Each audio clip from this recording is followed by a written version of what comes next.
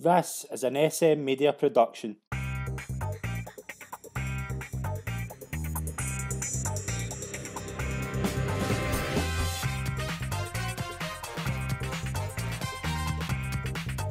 Hi everyone and welcome to this week's episode of SM Media's Road to Cheltenham. This is episode 11. We're joined as always by Calum McClurkin. Calum, pleasure to have you on again. 11 episodes we're in, it's flying through, isn't it? I know, yeah, just about 9 weeks ago to Cheltenham, so it's kind of almost seen the finishing line in a way. We're a busy week with a lot of call-offs, but we're going to go into it. We're just going to have a quick announcement to make. The week before Cheltenham, we are going to do an SM Media Cheltenham preview night, so that's just a wee announcement for all our viewers. We'll keep you in the loop on what's happening with that, and we'll make more announcements of who will be joining us on it towards the week. But really excited about that. We'll move into some fan questions. We've got a few here from a few viewers. If you want to leave a fan question, please leave it in the comments below or on our social media pages. I'll post a link in the description. Roadhos69 asks Callum, which race do you think does he know will go for? Hopefully he will jump the hurdles, not the rail at Cheltenham. Yeah, he ran out, didn't he, last time in the Cheltenham, travelling quite well behind Brave Man's Game. He'd probably been good enough to be second. Yeah. With Kim Bailey, rated 143.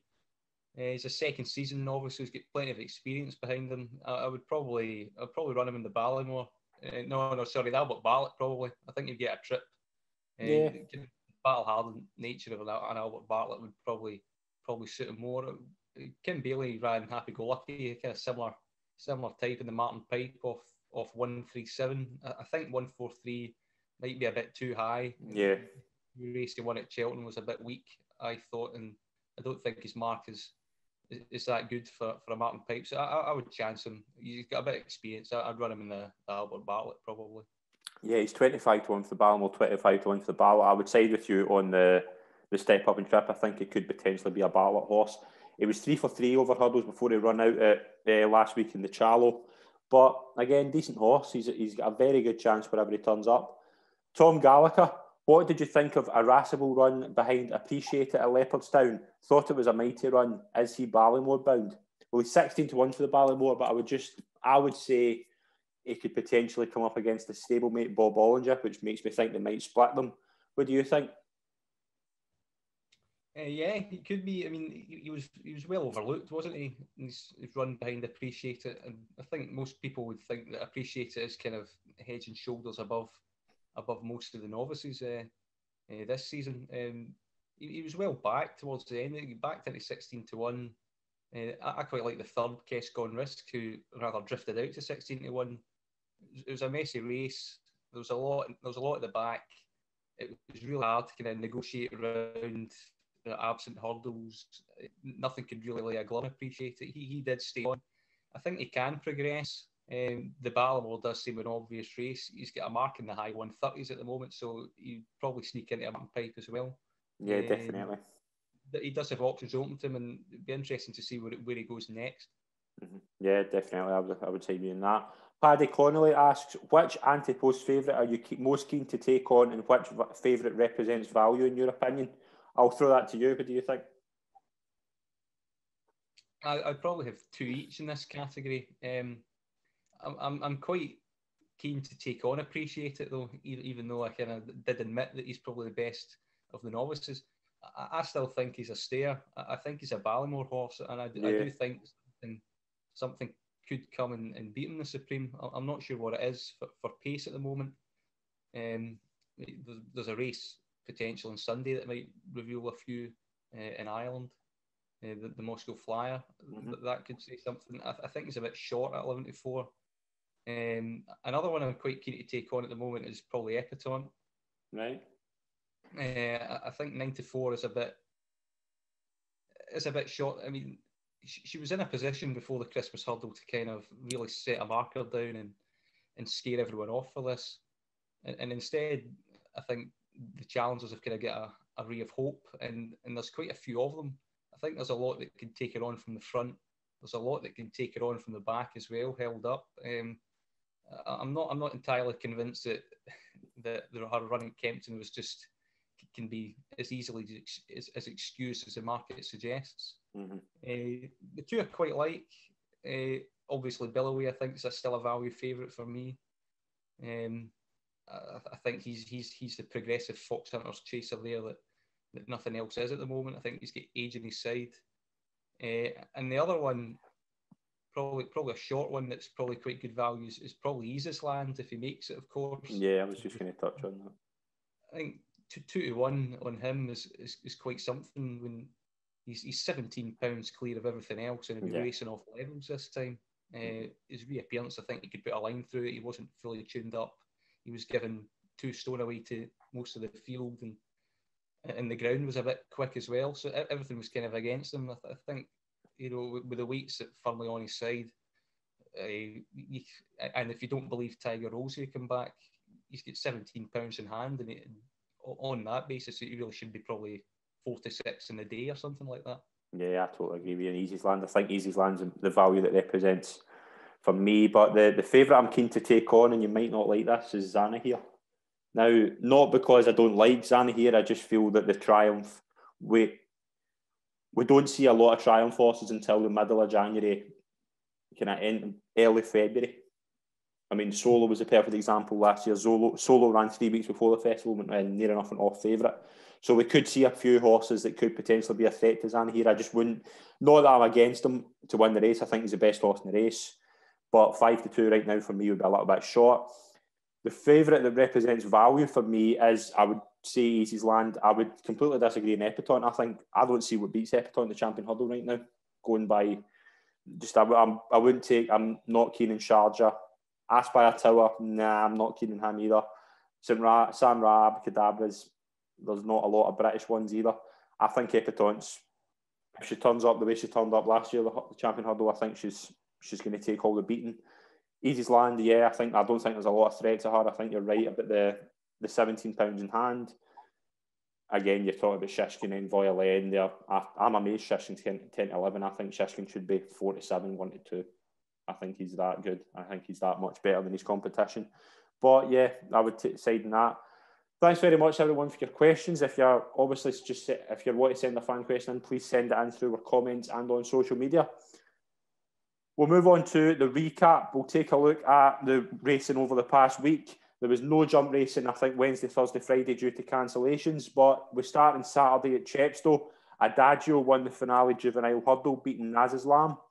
Nazislam was quite disappointing. Adagio was impressive. 3 out of 4 over hurdles. Lost to Dufflecoat at Cheltenham. Very good time. Kept on well. And 9-1 for the Triumph. Now, what did you think of Adagio, Carl? I thought he was good. There's a bit of late money for him against Nasalam, which suggested there was quite a fair amount of confidence behind him. The first 2 were the right to pull away in that race. They're now rated. Adagio's now rated 146. Nasalam's rated 142. Yeah.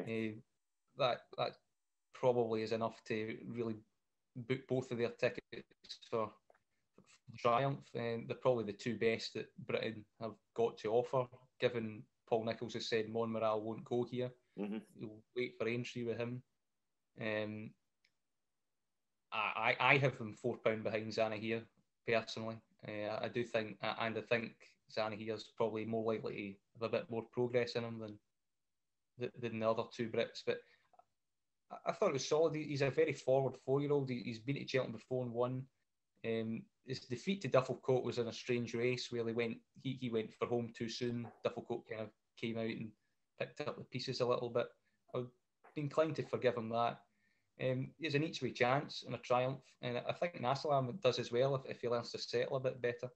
Yeah, definitely. We'll move on to the Welsh National, where Secret Reprieve won at a very short price. I think it was about 5-2.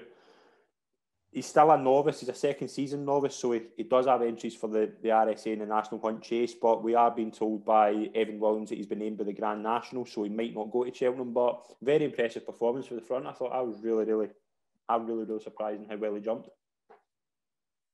Yeah, he beat the 2 Amigos in second, but he ran quite well at a price.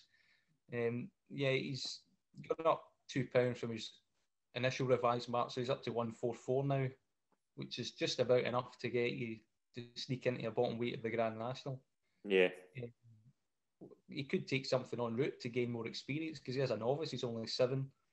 Maybe the Ultima might be an option. I would quite like to get him as much experience in open company and a handicap as much as possible if the Grand National's the aim. The allure of having a Welsh National Grand National double is always very tempting. The owners and trainers have hit the crossbar, with the State of Play, Kappa Blue in the past, really great horses that are mainstays, that ran in the Nationals twice, 3, 4 times, very consistent as well, placing more than 2 or 3 occasions. That's for sure. You can see it, and he's got age on his side as well. If it does come up a lot too soon, then they could skip it maybe for a year. But I think he's on a dream mark at the moment, and he's on the up, and he's gained that experience from a Welsh National that he should take into a Grand National anyway. So, he's very exciting. Yeah, definitely. We'll move on to Kempton. A few to mention at Kempton. We'll start off with Barbados Bucks. Won his 3rd race in a row. Nice jumper. Trained by Paul Nicholls, who had 7 winners in Saturday. Just a tremendous day for him. 20-1 for the Albert Bartlett. Do you see him being a contender for that race, Callum?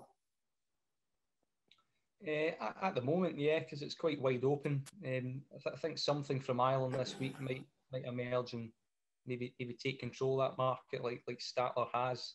There might be another couple, particularly from today's run at the race, maybe that'll emerge. He did well to give weight all round. It was a smooth win. I don't think the form was probably up to much, but again, he does have that Albert Bartlett profile of having plenty of runs this season under his belt, gradual improver. I think he'd have liked better ground than what he got as well at Kempton. I think that would suit him more. He's got a chance. Paul Nicholls didn't entirely commit to the Cheltenham Festival afterwards either. He might be another one that waits for entry as well. Yeah. So I would trade with caution in that front. Yeah, definitely. We'll move on to the real keel, where we saw McFabulous win after a very, very decent performance. 10-1 now for the Stayers, but Paul Nicholls has said he could potentially be going to the Aintree hurdle. I just want to touch on a couple of things. I absolutely love this horse. I think this horse is special. I've said to you straight after the race, I think he's a 2022 Marsh winner. But just the one thing I want to touch on is, what did you think of the ride by Harry Cobden? Because it was kind of, although it was a very, very good performance, the ride was questionable for the start, in my opinion. Yeah, as a McFabulous backer on the day, any winning ride is a good one in my opinion. Yeah, I think he just knew he was in the better horse, and it didn't matter where he was really. Watching him through, I was never concerned. It's a bit unusual going that wide at Kempton in a race of that nature. Mm-hmm. But when the taps turned on about 3 out, if he goes inside, he's turning into traffic. If he stays where he is, there was indication that the better ground at Kempton on the day was unusually on the outside.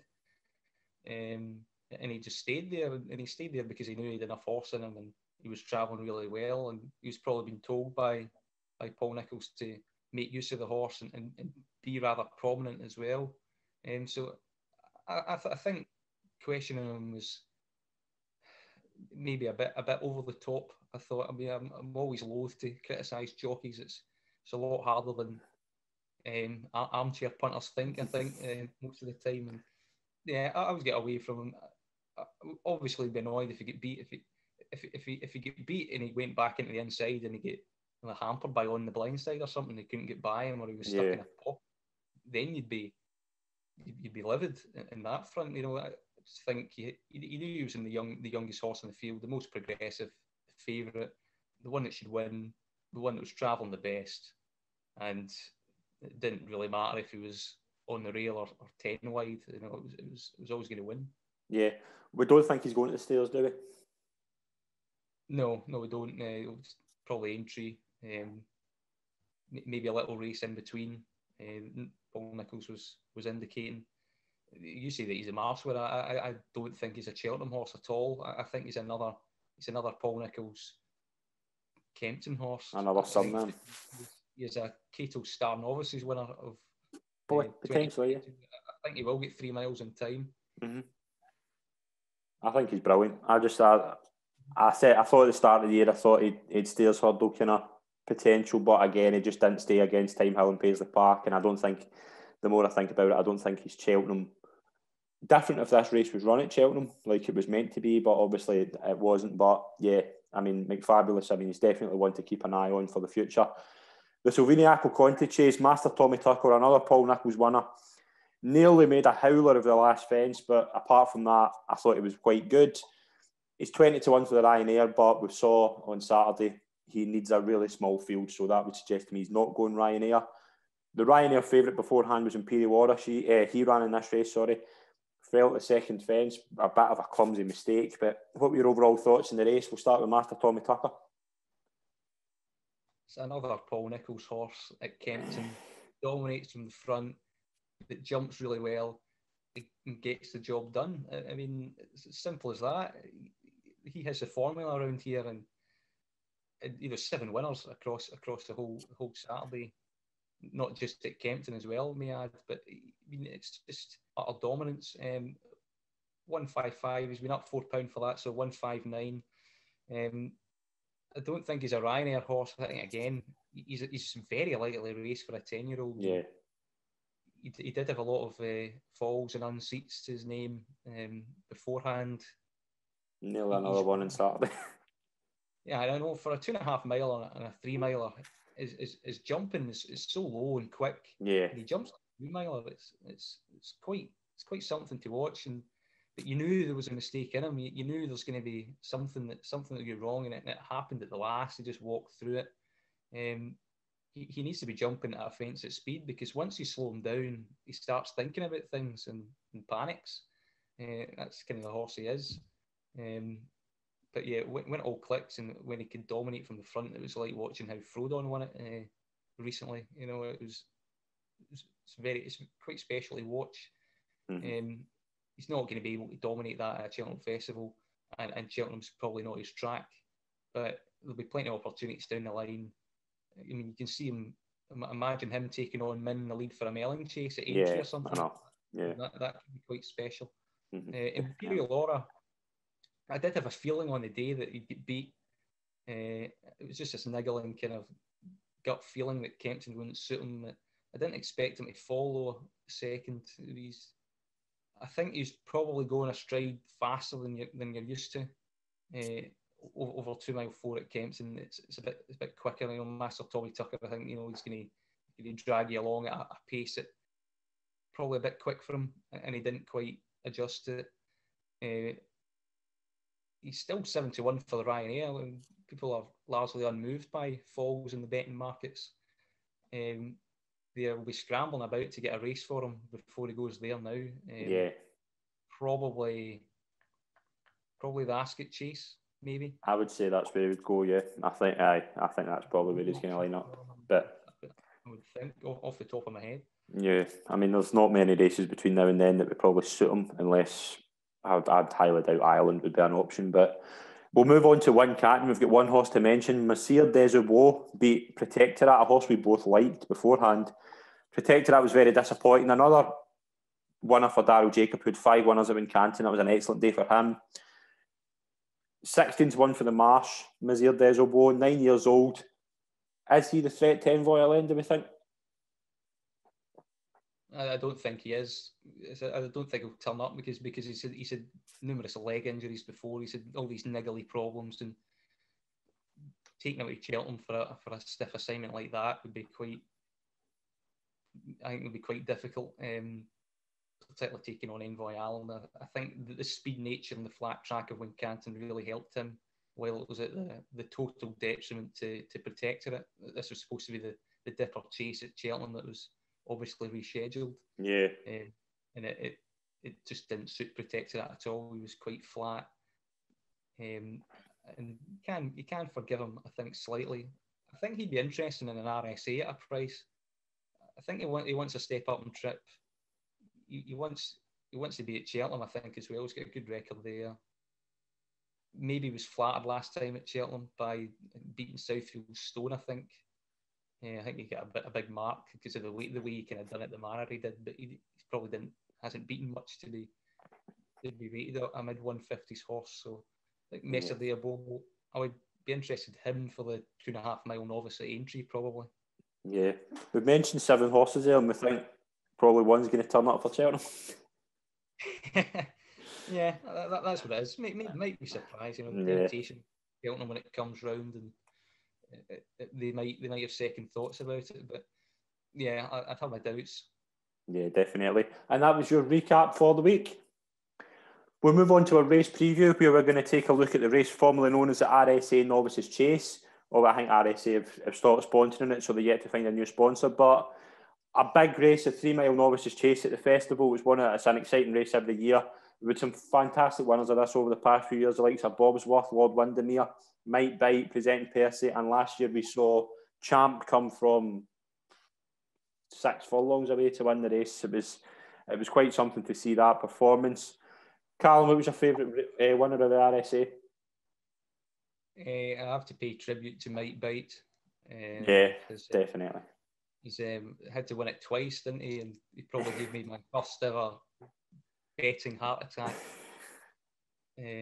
My experience, because I lumped on him for this after when he fell in the KO Star. Yeah. I think it's 12-1 Ante Post, and he just about got there. Yeah, just don't know what he was doing, but going through Whisper. So yeah, he's just retired as well. So definitely, I watched that in loop recently. So yeah, it's a great race. One that probably lived in my memory for quite some time. Definitely. Let's look at the field for this year's race. We've got Monkfish leading the market at 2-1, Envoy Alen 5-1, Latest Exhibition at 10-1, the Big Breakaway at 12-1, the Big Getaway at 14-1 and 16-1 bar. Monkfish is a short price favourite, Callum. Do we go with or do we take him on? Probably side with at the moment. He's won Albert Bartlett, so we know he handles Cheltenham really well. He's probably improved for a fence, and his defeat of the Latest Exhibition last time out is probably the best 3 mile novice chase form we've seen yet. So you can't knock him at the moment. He's certainly got a brilliant profile for it. And yeah, you could see him winning. 2-1, 2-1's probably fair enough. Yeah, I think he's rock solid. Envoy Alen at 5-1. He's very, very unlikely to turn up here unless something was to remarkably change. Latest Exhibition at 10-1, as you said. Second to Monkfish. I think was he second in last year's Albert Bartlett? Yeah. Yeah, he was. Yeah. So he's got the form behind Monkfish, but is he good enough to go a step further? Do we think? Beat him. I can't see it. I just can't see it. He's very unlucky. He just bump into him all the time, it seems. The Albert Bartlett, he took the lead. He went past him twice, but he couldn't do it at the line. Last time out in Ireland, Brian Cooper gave him a really good ride. He pressed Monkfish, tried to force a mistake out of him, and it wasn't forthcoming. And Monkfish was just able to play extra again to hold him off. I think he's probably more up his sleeve as well, and I think Monkfish is probably the more progressive of the two. He's 5 times the price, which is maybe a bit much. I mean, I think I've got Monkfish. I think I've got him a £4 better horse. Yeah. So the Latest Exhibition maybe 8-1, maybe a clearer second favourite than he is. Yeah, I would agree with you on that. Let's get to the Big Breakaway at 12-1. As many viewers will know, I've tipped him up before the KO Star. I'm not giving up on him, but if he was to win an RSA, he would certainly need to jump better than he did at Kempton. The Cheltenham form's there. He's won his novice, his beginner's chase at Cheltenham, so the form he's done well at the track. Do you see him jumping better in the RSA? Do you think we'll maybe see him beforehand? I see him jumping better for Cheltenham rather than at Kempton, because I thought he did incredibly well to only get beat by a couple of lengths at Kempton, when they were obviously going a bit too fast for him when he was hitting every fence, but he still had the engine to really get close to Shanblue. It was only a big mistake at the last that kind of ended the hopes, and he still ran on after that. So he does have a serious engine, and if he can get it all together, he's probably good enough to be a threat. I'm not sure where we'll see him next. Might be something at Newbury for him. I'm not sure. Yeah. probably want another run into him, because the more practice you get, he's jumping, the better, I think. Yeah. It's just all about his jumping. It's all about his jumping. Yeah, I mean, even his performance in the race he get beat in, I can't remember what horse beat him, but before the quarter star, but it was his jumping again. He just didn't. His first run at Cheltenham, I thought he jumped really well. I thought he was a decent fourth in the Ballymore. So I wouldn't say I would certainly. I'm siding with him all day long, but at 12-1, yeah, I think if Monkfish at 2-1, a big breakaway at 12-1, I would side with the big breakaway. Although I think Monkfish is very, very hard to beat. The big breakaway at 12-1 is good each way value, even if he finishes kind of short. But we'll move on to the big getaway at 14-1. He was quite disappointing first time out in his beginner's chase, but he came back over Christmas with a really good performance. I think this could be the dark horse of the race, to be honest. He could be. It's also a question of where is he going to go. Yeah. I wouldn't entirely rule out the National Hunt Chase. And last time out, it was over 2 mile 5. He can dominate from the front. Maybe he could take on Ante Allen that way from the front again, like he tried to do in the Ballymore, and maybe go the Marsh route. I don't know. I'd probably wait and see where he turns up next, and maybe he could pin down what trip he is. But he is interesting now that he's got back on track. Yeah, definitely. I think he's a really, really good chance. 16-1 bar. There's a few horses I want to mention at 16-1 or higher. Next Destination's a horse I quite like. It's about 16-1. We'll see him hopefully on Saturday. He's been out for a few years, but again, was very, very good the first time when he ran. I think he ran a few weeks ago. He jumped really well. Pencil for the lead, 16-1 again. Good performance the other day. Was second to Colweevy, but again could handle the step up and trip. Royal Pajou, I want to touch on with you. 16-1 for this race. This is a very, very hard horse to point out, but I am really hoping he goes for a handicap. Is there anything kind of higher price that you kind of like the look of? There's two I want to touch on later on that I'm hoping you don't mention, but anything kind of 16-1 or that you think you like the look of? Royal Pagale was in my list as well, and he was on it for this. The connections, the owners have Monkfish, obviously. Yeah. So that would be put in he is an entry in Doncaster for the Sky Bet Chase at the end of the month. Mm-hmm. And I think that'll be the making and breaking him for the handicap route or not, because 156 is quite high. It's a very high mark for a handicap, particularly at the Cheltenham Festival. I'd be inclined to run him in the RSA at the moment. I think he's got a chance. And on ratings, if you take the official handicapper by gospel, I've only got him £2 behind Monkfish. Okay. So he'd be second best on raw figures for me. Depends the strength of that form, the handicap form at Kempton. Now the third double shuffle won at Kempton the weekend, came out and won, so a bit of depth to this. It was a bloodless performance. It was quite something. Trained by Venetia Williams. He's entered in so many things that kind of that people kind of want to kind of overlook him and think, oh, well, we'll deal with that when he's entered somewhere. Yeah. Where he's going. If he was mine at the moment, I'd be hopeful he's good enough to be in an RSA for sure. I really like him. There's other two that Chantry House. I know he got beat last time, but I think 3 miles up, they discovered an issue with his back or jumping. If they've been able to sort that out, I wouldn't entirely forget about him. And I know All Art is more likely to go the Marsh route, but I think he's got stamina for 3 miles sooner rather than later as well, given the way he was shunted along on his debut at Ascot very early on. He was quite uncomfortable with that. Intermediate, I thought him going up in trips is interesting too for Henderson potentially. Yeah, I agree with you. I would like to see them go there. I think the big thing with this race is we're going to see a lot of horses dodge Envoy Alen and Shishkin, and they could go step up and trip and go for this route. But it's a stacked race. But there's two I want to touch on with you. First of all, Bright Forecast at 33-1.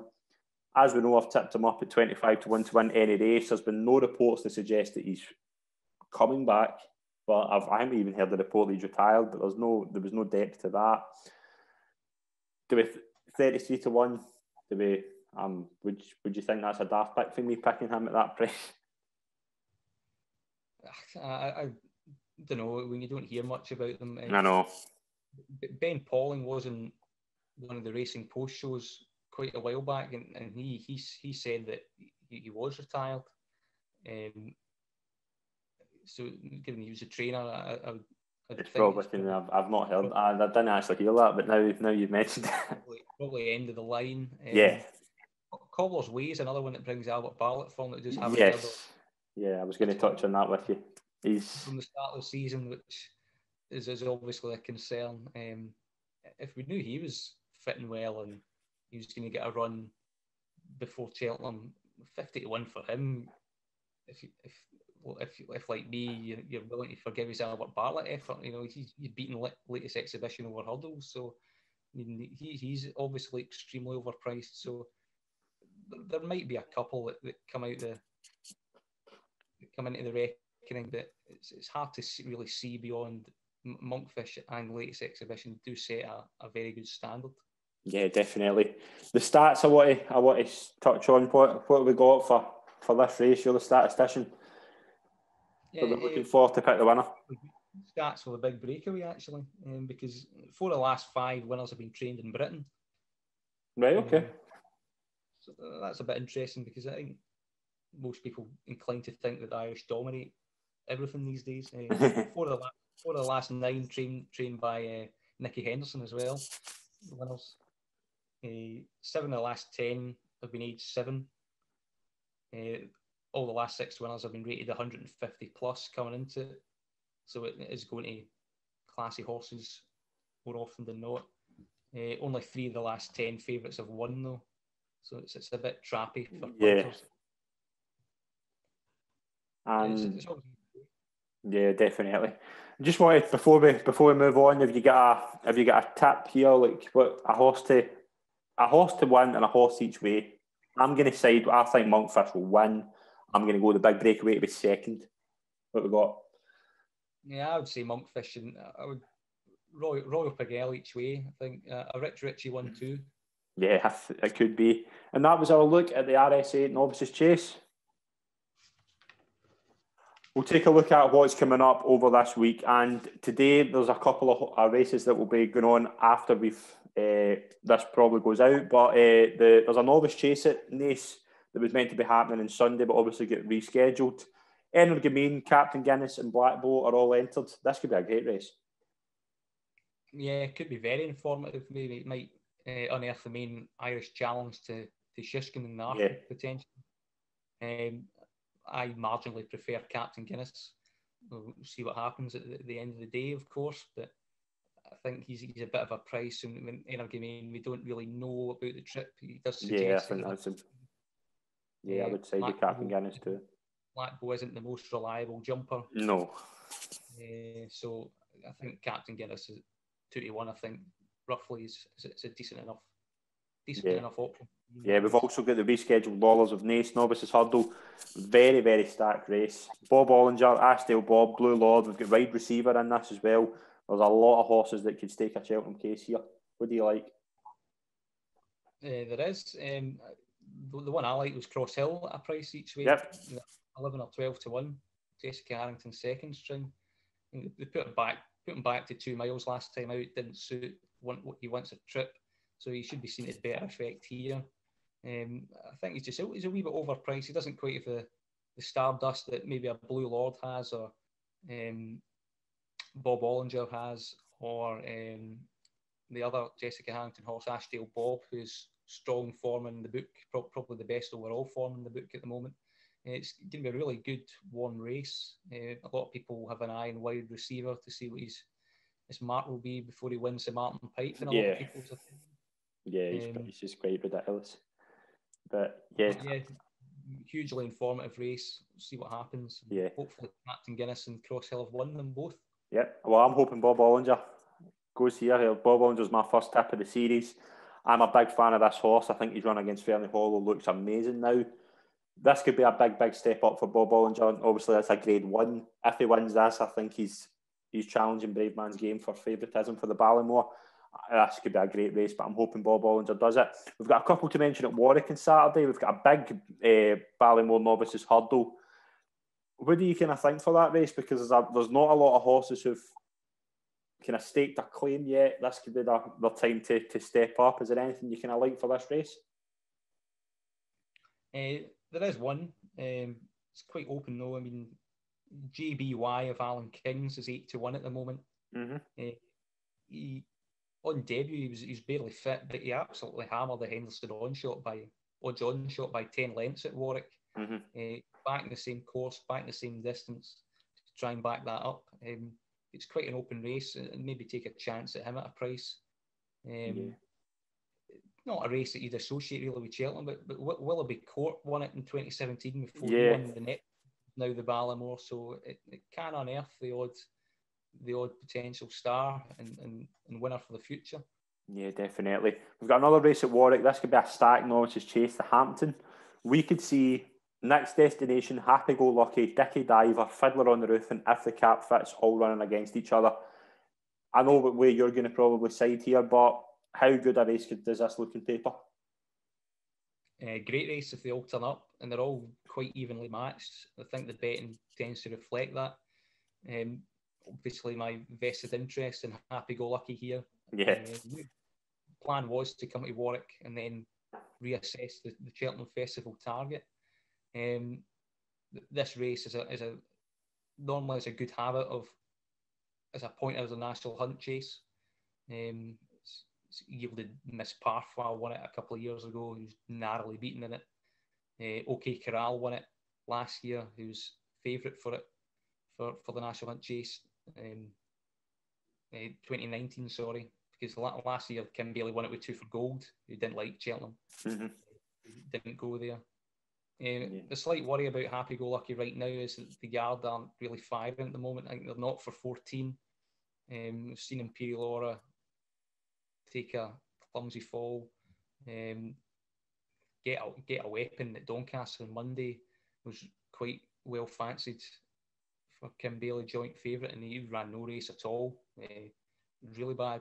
So I'm a bit concerned about that if you're a happy-go-lucky backer. But we've talked about the RSA earlier on.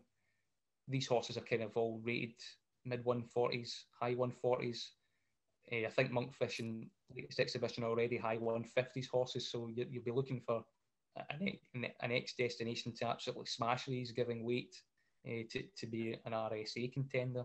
Yeah, I like next destination here. I really think this is his chance. Dickie Diver's one I want to touch on with you. We could mention him later on in the show.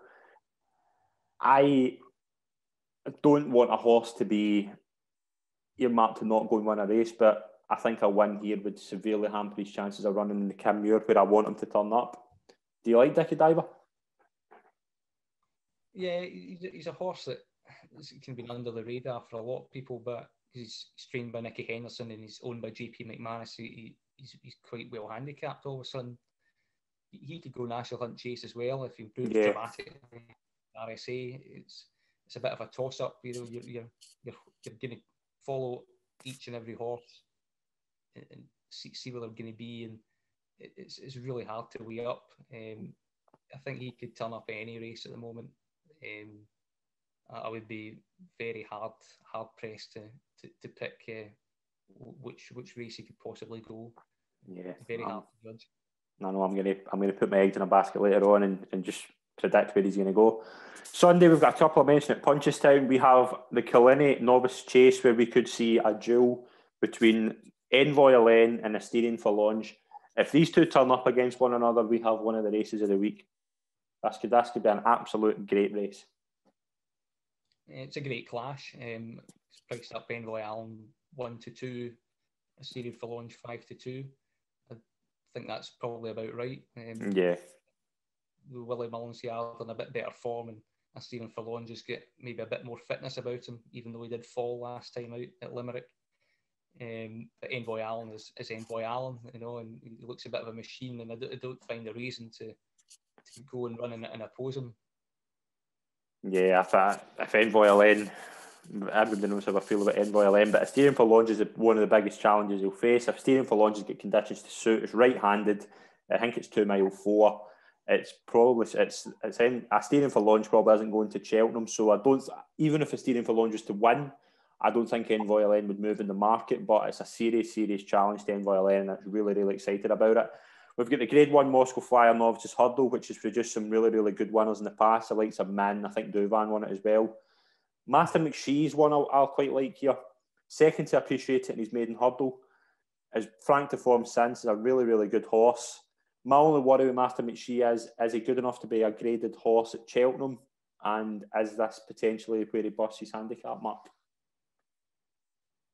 Yeah, he sets the standard, and he's probably the right favourite in that evidence. But you have to really look and respect what does Willie Mullins run here, because his past 4 winners have been Vautour, Duvan, Min, and Getabird. All 4 were favourite the Supreme. Yeah, exactly.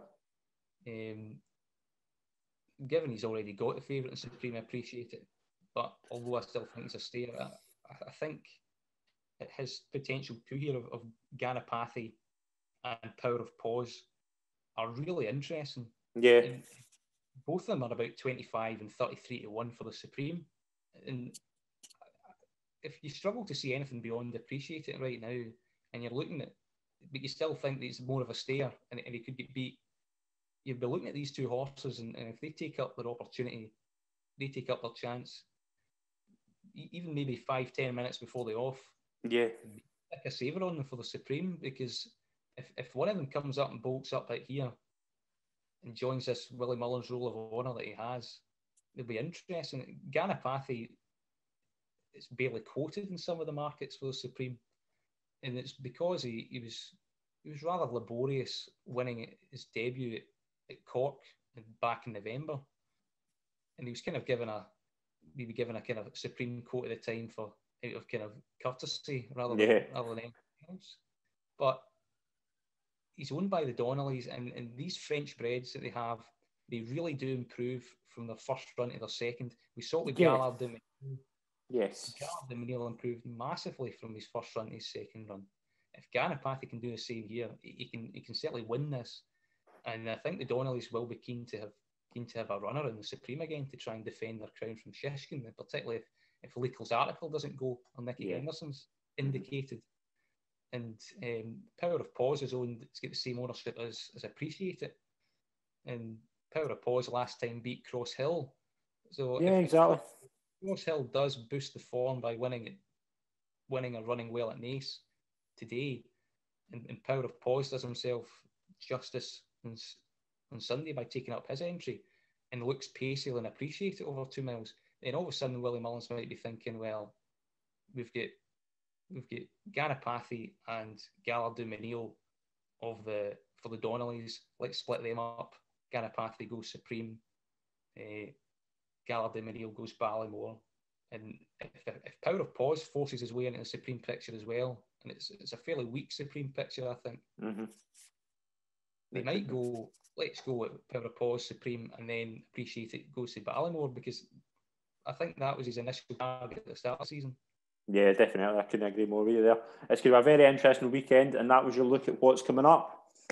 We'll move on to our Ante Post Picks, and there's a couple of things I want to mention just before we begin to this week's. Leakel's article, as you said, it doesn't look as if he's going to turn up at the Supreme.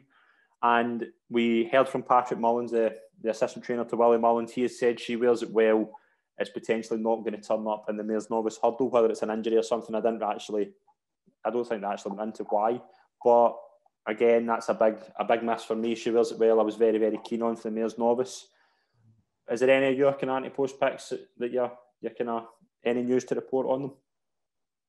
No, not a lot of them are moving. It was happy-go-lucky. And I think Castro Vetera has an entry over the week. See what happens there. Champagne Platinum does as well. Obviously, there was a tragic death in the GP McManus family, so all kind of on hold. But they're still making entries in the 5-day stage. So there's a bit of plan in the background, but we don't know when they'll be back. They'll be back in action yet. So it's all a bit up in the air and a bit quiet, but it'll get busier. Yeah, definitely. We've went for 2 this week each. We've still got 9 weeks left, so we've got plenty of horses that we can tap up before then, but we're going to go for 2 this week. Callum, we'll start with you. What are your two horses? We'll start with your first one. Which are your two horses you're tipping up for the festival this week? The first one is Midnight Shadow for the Brown Advisory Plate. Okay. He was second to Chatham Street Lads, runaway winner in the Paddy Power. Quite a good race in the handicap. They only put him up £1 to 149. Trained by Sue Smith, who's a very good target trainer. 2.5 mile around Cheltenham really is this horse's bag. He was hammered by Chatham Street Lad like everyone else was, but he was only one that loved down the straight. He beat Benatar by 12 lengths, who was third. So he beat the rest off quite comfortably. And winners have come out of that race. Master Tommy Tucker was 7th. He's won. He's now up to 159. He's won a Grade 2. Sepage came out and won at Chepstow. Yeah. There was another horse that came out and won at Musselburgh. So 3 or 4 in that race that have franked the form in behind. Midnight Shadows, he's just a very consistent operator. He won a Scottish champion hurdle at Ayr a few years ago. He's won a real keel hurdle at Cheltenham. And he's won a dipper novice chase. There was the one Champ Fair, wasn't it? It's the race that Champ fell in, and he was there to capitalise. He beat a really strong field in the real keel as well, and he ran him in a trial to try and get him to the stairs, but he didn't stay, so they stuck 2.5 miles. He was respectable enough in midfield in the Marsh, which was a good race. All the right horses went to the front. Mr. Fishers came out and looks a graded horse. Mellon has obviously come out and is a graded horse. So there is a lot of hope for him at 149 in a handicap in the Brown Advisory Plate, a race that simply the Bets has won, that Sardalac won in the last couple of years. It's a good race for these kind of second season novices, solid, reliable handicappers that do have a good bit of hurdle form, and 149 is a very workable mark on all evidence. So 25 to 1, I think he's got a solid chance. Brilliant. Great pick. Second pick, who you got? You have to get the Queen on side. Damn the Company in the Mayor's Chase. Right, okay. 14 to 1. 16 to 1's available, bit of 20s as well, but I prefer the 14 to 1 non-runner, no bet cover. She has an entry in Ayr on Monday. Really? Should be quite something there. I'll be going back to the Tesco, round the back of the Tesco. I'll be telling you, I'm number one in her fan club. Over fences? Yeah, over fences. Brilliant. Yeah. Brilliant. A novice entry over 2 miles. She had one in Wetherby that was meant to run Tuesday. Obviously didn't happen, probably because of the GP McMahon situation. Yeah. Mainly, and I think a lot of people would think this is a sentimental bet because you put her up 33 World Cup last year, and you've obviously got to get her inside. And that's probably true. I was probably going to pick her up for some race at some point. But I really don't think these mares at the top of the market are that good. I really don't. I mean, Benny to do is now 10 and could easily go Mayor's Hurdle. And she might win the downgrade. We haven't seen her. Colreevy, all her best form is right-handed and in the mud. Yeah. Our fourth in the Mayor's Novices Hurdle was a fairly ordinary effort. I must say. I know she's improved for her fence and a bit of a trip, but even in the end, she's low 150s, and Damn the Company's rated 148 over hurdles. She's been schooled over fences all season, so, and she's lightly raced anyway, and she's got a very good record at Cheltenham. So I mean, she's probably still well enough handicapped, and 148, she could probably do herself justice in another Coral Cup. She's 11 to 1 for the Mayor's Hurdle. What price would Colreevy be for a Mayor's Hurdle? I know, yeah. He wouldn't be 11 to 1. No. They're both 8 years old. So I think there's a bit of a disparity there. Trust in fences. And if it doesn't go to plan, they can just go back to hurdles and you've got your non-runner, no bet cover. And that's your get out there. I do think she's probably a bit of value, and hopefully she takes up her entry in Ayr, and that'd be great to see. Yeah, definitely. I'm sideway in that. Well, I'm going to go for 2 as well. Now, these 2 are a bit out there. I'm going for Royal Peugeot at 9-1 to win any race at the festival. Now, I'm going to explain my logic. I really hope he goes Ultima because Venetia Williams does aim horses for that race. Again, as you pointed out, is he too high? Is his handicap mark too high to kind of do well in an Ultima? I don't know, but he's about 16-1 for the Ultima, 10-1 for the National Hunt Chase, 16-1 for the RSA. I'm really hoping he goes Ultima because I think he'll bring a lot of class to that race. He'll sort of be like Vindication, I think. Vindication went for that race last year, was very, very unlucky not to win, but I really, really like Royal Peugeot. I don't think he's got the class to beat Monkfish, but you can get 9-1 each way. 9-1 to win any race at Cheltenham, and you can get each way in that. So even if he turns up in an RSA and a National Hunt Chase and finishes 3rd, if you back each way, you'll still get money. So I'm tipping that up, 9-1 to win any race at the festival. My second pick is a plant, to be honest, and I hope it's a plant. Dickie Diver at 20-1 to win the Kinmure. Now, Dickie Diver was very, very good in an Albert Bartlett. I think he finished 4th a couple of years ago. He was very, very good in that race. Over fences, he was very, very good the other day. He was second to a good improver. He's obviously getting an entry in the Hampton Novices Chase. If he wins that, he'll probably blow his mark, but I'm hoping he doesn't. I'm hoping something next destination kind of blitzes the field. If he doesn't win that race and he keeps his handicap mark, I think 20-1 for the Kinmure could be very, very good value. What do we think of that? Yeah, I think they're both fair enough. I found both horses quite hard to place myself. I understand taking the risks, the big risks. Win any race market. It's Ante Post. There's obviously going to be a lot of risks attached anyway. So yeah, I can't knock them. Definitely. Brilliant episode this week as usual. Thanks very much for joining us, Calum. Really, really appreciate it as always. Yeah, pleasure. Yeah, it's no 80-1 winners in Boreham Bill though. So I've actually forgot to ask you about that. How did you come up with that? It's figures. I do keep my own figures, and fortunately, I watched his run at Kempton 6 weeks ago, and I thought it was worth upgrading because he came from fences to hurdles.